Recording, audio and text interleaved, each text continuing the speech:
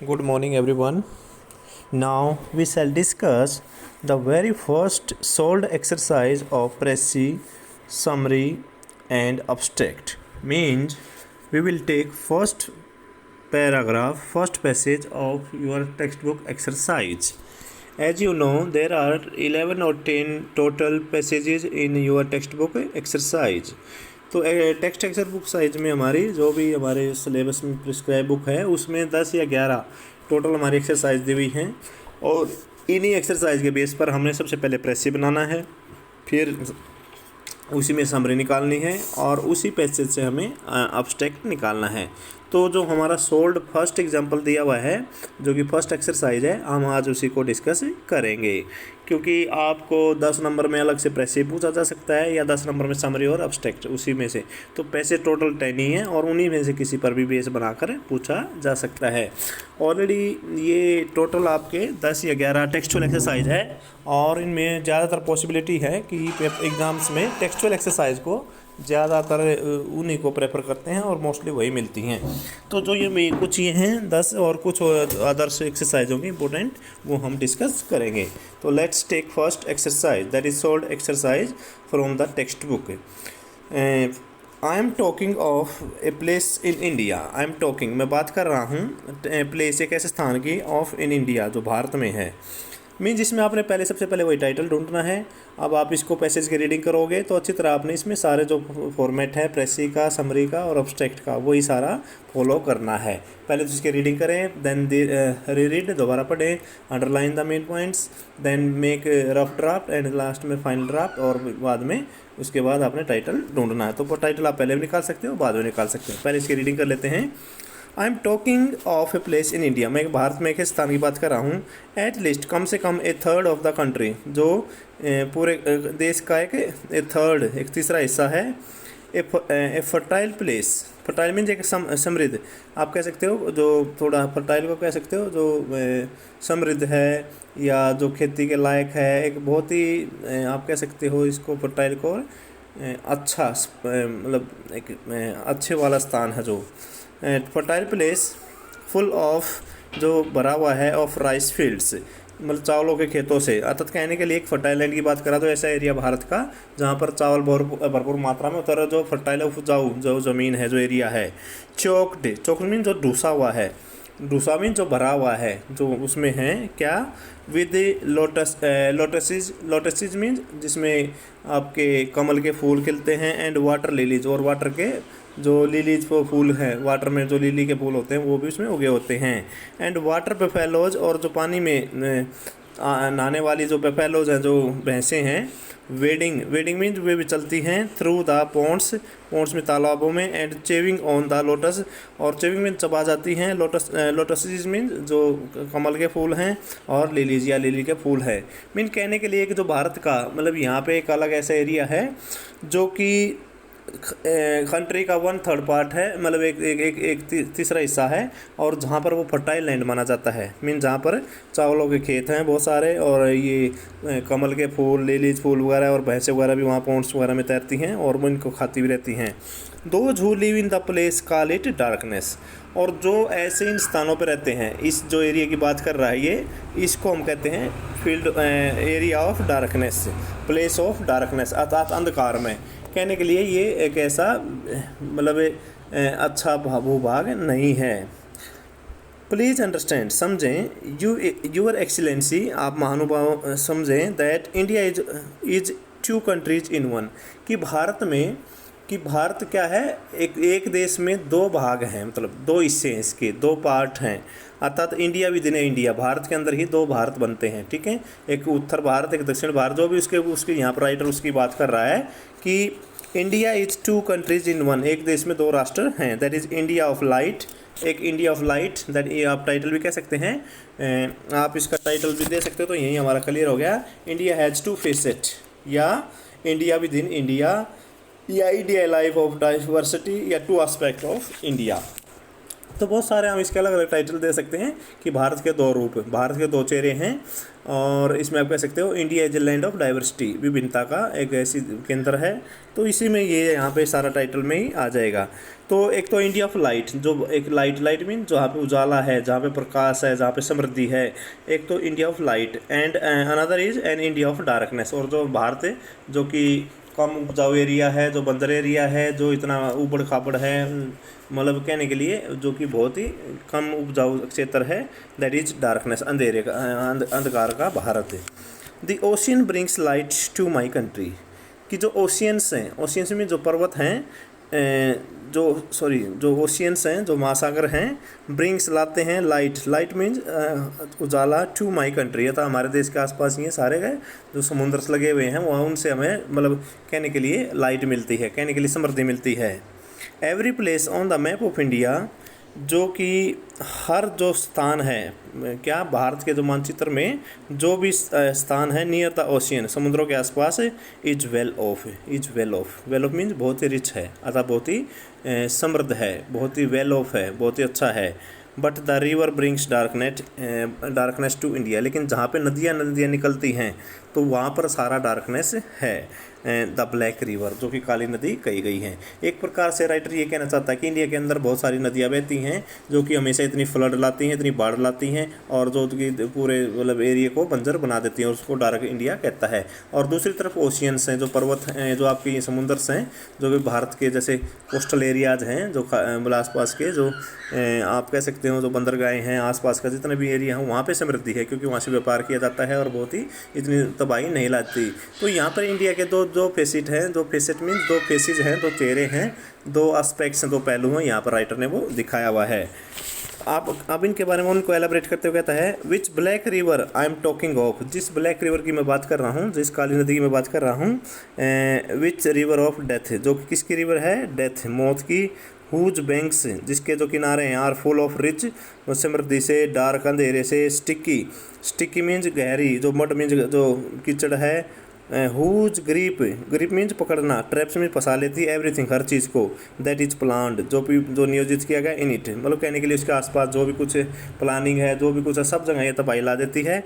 और ये अपने उसमें डार्क में और स्टिकी जो मड है, कीचड़ है, जो भी मतलब इसमें जो पानी की बाढ़ आती है और वगैरह, उसको सब कुछ अपनी चपेट में ले लेती है। सुफोकेटिंग में जो दम घुटता है, जहाँ पे मतलब ऐसे गंदगी फैल जाती है बाद में, चोकिंग और दम घुटता है, एंड स्टंटिंग इट, और उसको स्टंटिंग कर लेती है, मतलब ये कहने के लिए बर्बाद कर देती है। मतलब कहने के लिए जब नदियों में तबाही मतलब बाढ़ आती है तो वहाँ से क्या है, बहुत ज़्यादा तबाही मार जाती है, वहाँ पे दुर्गंध फैल जाती है, और हर चीज़ को ये क्या है वहाँ पर चोकिंग कर लेती है, मतलब जो फसल है या और जो भी चीज़ें हैं वो सबको तबाही आई। इवन आप देख भी चुके हो कि बहुत सारी नदियों में जैसे बाढ़ आती है, जैसे बंगाल की तो सभी जानते हैं आप, सॉरी बिहार जैसे कि कोसी नदी है, गंगा भी अपना विराट रूप डाल लेती है, तो बहुत सारी नदियां हैं, ब्रह्मपुत्र हैं और हैं, तो बहुत दूर दूर तक तबाही ला देती हैं। तो राइटर ये कहना चाहता है कि जो भारत के दो चेहरे हैं, एक चेहरा जो कि डार्कनेस का है, जो नदियों के द्वारा लाया जाता है, और दूसरा कोस्टल एरिया, जो ओशियंस जो प्लेसेस हैं उनमें। आगे क्या कहता है writer, why I am talking, अब नदी की बात हो रही है, why I am talking of mother Ganga, मैं मदर गंगा की बात क्यों कर रहा हूँ। डॉटर ऑफ वेदास, जिसको वेदों की पुत्री कहा गया है। रिवर ऑफ एलिमिनेशन मीन्स वही ब्राइटनेस की, मतलब देवी, मतलब ऐसे कहने के लिए जो एक ऐसी रिवी है जो सब कुछ उजाला लाती है, अर्थात समृद्धि लाती है। एंड प्रोटेक्टर, और जो प्रोटेक्टर मीन्स रक्षक है, of us all breaker of the chain of birth and rebirth, और जो कि ब्रेकर है कहने के लिए मोक्षदायिनी भी है, जिसमें जन्म और मृत्यु का जो भी बर्थ और रीबर्थ का जो हमारा साइकिल है, इसको भी तोड़ देती है। कहने के लिए हमारे वेदों में, हमारे ग्रंथों में, हमारी जो होली बुक्स हैं उनमें गंगा रिवर को बहुत ही ग्रेट रिवर बताया गया है, और भारत की मतलब ये आप कह सकते हो जन्मदायिनी, वाहिनी, तो इसके बहुत सारे अलग अलग नाम हैं और इसकी हमेशा ही वीर गाथाएँ हैं। Wherever this river flows, तो यह कहता है जहाँ से भी ये नदी बहती है, the that area is the darkness, तो वो अंधेरा जो एरिया है वो बिल्कुल डार्कनेस से भरा हुआ है। कहने के लिए वहाँ तबाही तबाही मिलती है। ग्रंथों में, महाग्रंथों में, पुरानी कथाओं में हमें इसका बहुत ज़्यादा अच्छा वर्णन मिलता है और इसकी गीत गाथाएँ गाई गई हैं। बट यहाँ पर जहाँ जहाँ से गुजरती है और वहीं पर बाढ़ लाती है और वहाँ पर तबाही तबाही मचाती है। तो एक प्रकार से भारत के अंदर जो मिथ बने हुए हैं अलग अलग, जो अलग अलग दो रूप हैं नदियों के कारण तबाही मतलब डार्कनेस का कहता है राइटर यहाँ पे, और जो ओशियंस वगैरह हैं, जो पर्वत हैं, जो समुद्र हैं, जो आसपास के जो एरिया हैं, उनको कहता है कि वो क्या है, वो लाइट के स्थान हैं। तो नेक्स्ट कहता है one fact about India is that, जो एक तथ्य है भारत के बारे में, is that you can take almost anything, जो आप किसी भी चीज़ से ले सकते हो। You hear about the country, आपने भारत के बारे में सुना है, from the prime minister, prime minister से, जो प्रधानमंत्री है उससे सुना होगा। और कहता है and prime minister of yes, तो यस प्राइम मिनिस्टर, आपने उससे सुना होगा कि गौरव गाथा है जो हमारी ये गंगा है उससे गीत गाए गए हैं, उसके बारे में भी सुना गया है। जैसे नेहरू ने भी गंगा के बारे में बहुत कुछ लिखा है। And turn it upside down, और उसके बाद उसे एक तरफ रख देते हैं। And then you will have the truth about that thing, और उस चीज़ के बारे में आपको सच्चाई भी पता होगी। Now you have heard the Ganga called the river of emancipation, जिस आपने ये भी सुना गंगा को हम रिवर ऑफ इमेंसिपेशन कहते हैं, इमेंसिपेशन मोक्ष की। And hundreds of American tourist come each year, और हज़ारों जो टूरिस्ट यात्री हैं वो यहाँ पर आते हैं अमेरिका से, to take photographs of naked sadhus, जो हमारे नेक्ड साधुद हैं, जो हरिद्वार पे, आपके काशी पे, जो भी है ये जो पवित्र स्थान है जहाँ पे, तो यहाँ पर वो आते हैं बहुत सारे। आपने देखे हैं हमारे नागा हैं, साधु हैं वगैरह हैं, उनकी तस्वीर वो लेने आते हैं हरिद्वार पे, बनारस पे।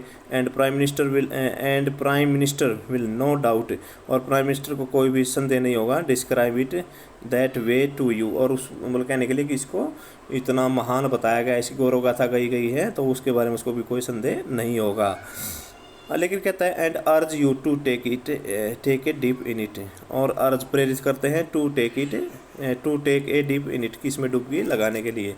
तो जैसे आपने पता है, जैसे ये आपके कुंभ मेला लगता है, जैसे इलाहाबाद में हुआ था, अभी करंट में यहाँ पे हरिद्वार में चला हुआ था। मतलब कहने के लिए भारत में नदियों के अलग अलग रूप प्रेजेंट किए गए हैं और भारत के अलग अलग विभिन्न चेहरे हैं, और इवन फॉरेन्स को भी इनके बारे में बहुत कुछ बढ़ा चढ़ा कर पेश किया गया है। लेकिन हकीकत में ऐसा नहीं है। इंडियन जो रिवर्स हैं वो हमेशा तबाही तबाही लाई है और हमेशा डार्कनेस ही लाई। जहाँ से नदियाँ बहती हैं वहाँ पर कहने के लिए जब फ्लड आती है तो उनके लिए वो क्या है, दुखदायिनी का जन्म देती हैं, अर्थात वहाँ उनके लिए दुख मतलब हमेशा उनके लिए ट्रेजिडी लाती हैं। तो एक प्रकार से राइटर ने यहाँ पे इंडिया के दो चेहरे हैं जो अलग अलग, ओशियंस का जो कि इंडिया ऑफ लाइट, और सेकंड जो India of darkness that is reverse जो एरियाज हैं उनको यहाँ पर एक्सप्लेन किया गया है। तो इसके बारे में चर्चा की गई है। तो अब हम इसमें से जो मेन पॉइंट्स निकालें या जो बातें करें सारा उसी के बेस पर हम क्या प्रेसिस बनाएंगे। India is divided into India of darkness and India of light. तो यहाँ पर भारत को दो हिस्सों में डिवाइड किया गया है, टू फेसेट हैं, इसके दो एस्पेक्ट्स हैं। और फर्स्ट वन इज अर्थात India with in India, Bharat के अंदर एक और भारत के दो कंट्रीज बनती हैं, दो देश अंदर बसते हैं। एक दो है इंडिया ऑफ डार्कनेस जो अंधेरे से भरा हुआ भारत है, एंड इंडिया ऑफ लाइट और दूसरा उजाले से भरा हुआ अर्थात जो समृद्धि है, जहाँ पर बिल्कुल मतलब कहने के लिए असमृद्धि है और एक दूसरी जगह जहाँ पे समृद्धि है। तो कहता है कोस्टल एरियाज, कोस्टल मीन जो तटीय एरिया में जो क्षेत्र हैं, are the areas of light, वो लाइट हैं। अर्थात जो ओशियंस जो हमारे हिंद महासागर है, अंडमान निकोबार है, तो ये जितने भी हैं इन सब में जो आइलैंड्स हैं इंडिया के सारे कोस्टल में हैं, तो उन सब को ये कहता है कि these are very fertile areas, ये बहुत ही फर्टाइल बहुत ही समृद्ध एरिया हैं और वहाँ पर समृद्धि होती है और लाइट मतलब कहने के वहाँ पे उजाला ही उजाला है, समृद्धि है। एंड द रिवर प्लेन्स, और जो रिवर के प्लेन्स जो भूभाग हैं, आर डार्क स्पेयर्स, और वो डार्क स्पेयर्स में है अर्थात डार्क एरियाज में है। ठीक है, कहने के लिए नदियों से मतलब नुकसान हो रहा है और जो कोस्टल एरियाज हैं जो समुद्री जो भाग हैं उनमें समृद्धि है।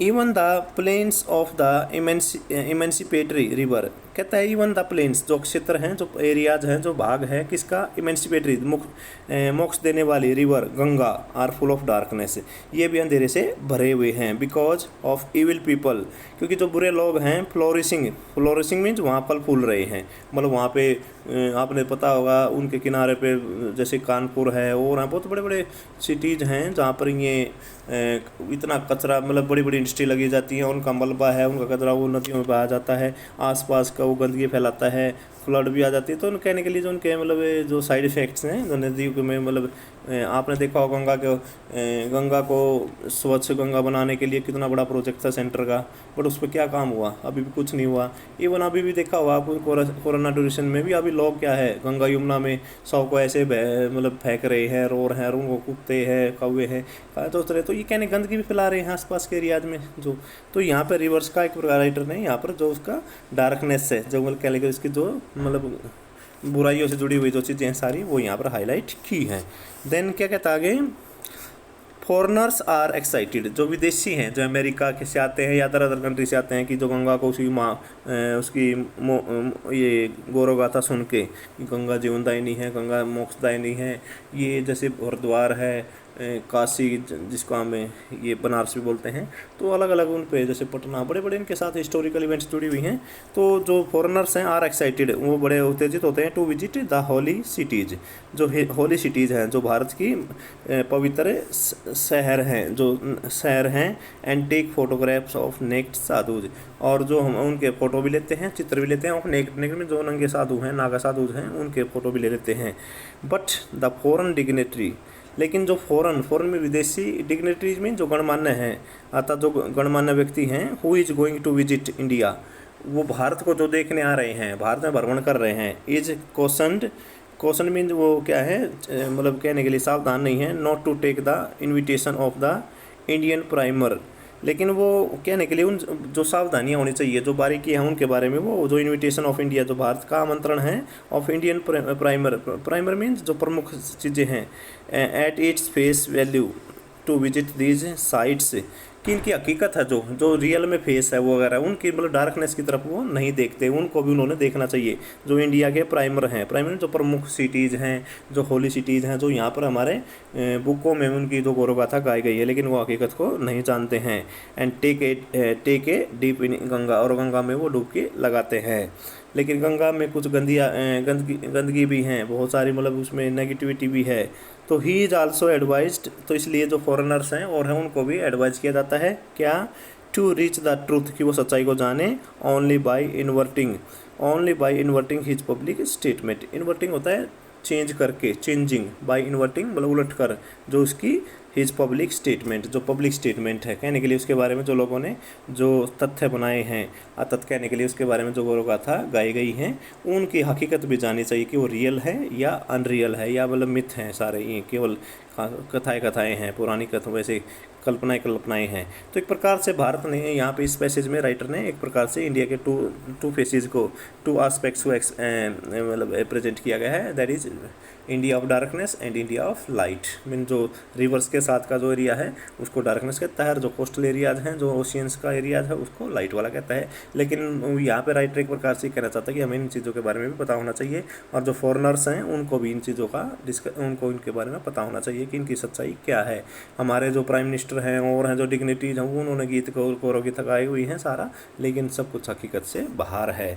तो ये तो था भी आपका इसमें प्रेसी और इंडिया के टू फेसेस दिखाए गए हैं। तो इसका टाइटल हो जाएगा इंडिया विद इन इंडिया, या आप कह सकते हो India has two facet, FACET, Bharat के दो चेहरे, या two aspects of India, Bharat के दो आस्पेक्ट, या आप कह सकते हो इंडिया लिख के India of light and India of darkness, या इंडिया एक लैंड ऑफ डाइवर्सिटी, अर्थात विभिन्नता का एक देश है, मतलब एक लैंड है।